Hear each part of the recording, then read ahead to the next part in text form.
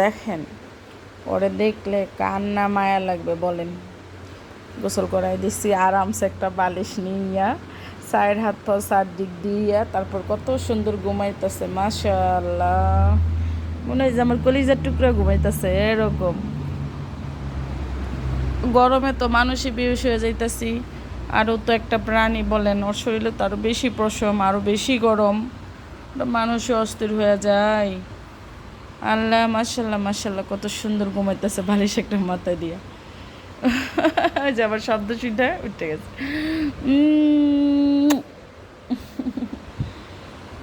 কি করতেছো আমার কলিজা? ঘুমাইতেছো তুমি? তুমি আমার কলিজা?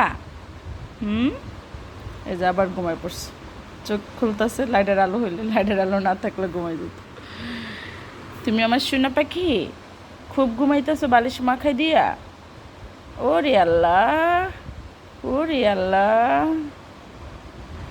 বলেন, আমরা মানুষই ভালোবাসার খোঁজে কার কাছে না কার কাছে যাই একটু। যদি ও যদি পারতো আমার আসমানের চাঁদটা আইনা দেওয়ার জন্য চেষ্টা করতো। ও আমার এতটা ভালোবাসে।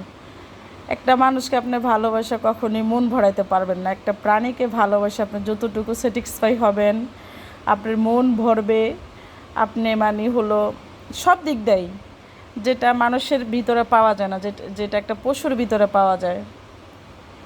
মানে কি বলবো, আমি যে 2 দিন বাসায় 3 দিন ছিলাম না, ও এত অভিমান করে ছিল।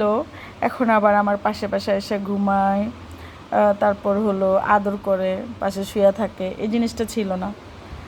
তো ও অভিমান করতে বুঝে, ও রাগ করতে বুঝে, ও ও আরও সব কিছু বেশি বুঝে।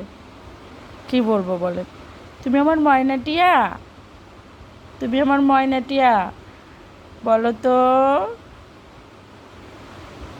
মানে প্রত্যেকটা জিনিসই আপনি যখন যেটা পশু পাখির ভিতরে হয়, আপনি ভালো একটা ফিডব্যাক পাবেন যে ভালোবাসা কী জিনিস, আপনি তাকে দিয়ে বুঝতে পারবেন।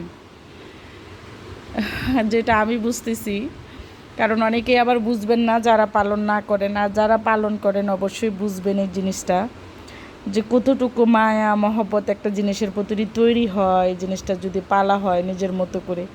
ওরে আমি 5 দিনের বেবি না পালছি।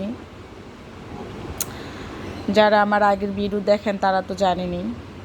তো মাশাআল্লাহ এখন অনেক বড় হয়েছে, এখন সব কিছু বুঝে। তোর জন্য সবাই দোয়া করবেন। আল্লাহ হাফেজ।